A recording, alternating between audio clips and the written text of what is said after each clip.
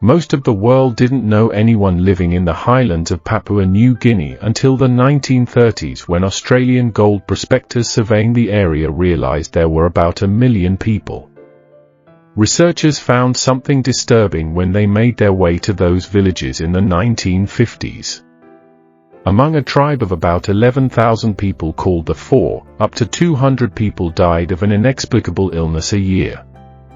They are called the disease Kuru, which means shivering or trembling.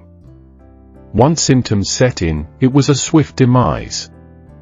First, they'd have trouble walking, a sign that they were about to lose control over their limbs. They'd also lose control over their emotions, which is why people called it the laughing death. Within a year, they couldn't get up off the floor, feed themselves, or control their bodily functions. Many locals were convinced it was the result of sorcery. The disease primarily hit adult women and children younger than 8 years old. In some villages, there were almost no young women left. They were obsessed with trying to save themselves because they knew demographically that they were on the brink of extinction, said Shirley Lindenbaum, a medical anthropologist with the City University of New York. After ruling out an exhaustive list of contaminants, researchers thought it must be genetic.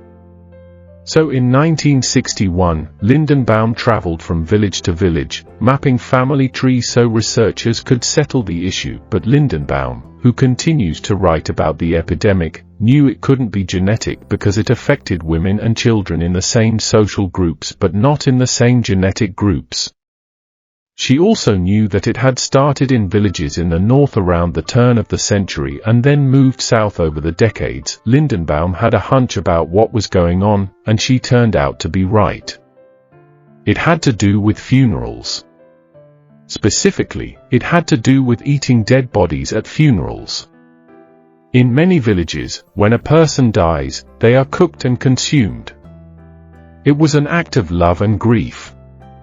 As one medical researcher described, if the body was buried, it was eaten by worms. If it was placed on a platform, it was eaten by maggots. The Four believed it was much better than the body was eaten by people who loved the deceased than by worms and insects. Finally, after urging from researchers like Lindenbaum, biologists came around to the idea that the strange disease stemmed from eating dead people. The case was closed after a group at the U.S. National Institutes of Health injected infected human brains into chimpanzees and watched symptoms of Kuru develop in the animals months later. I hope you enjoyed the video. Thanks for watching.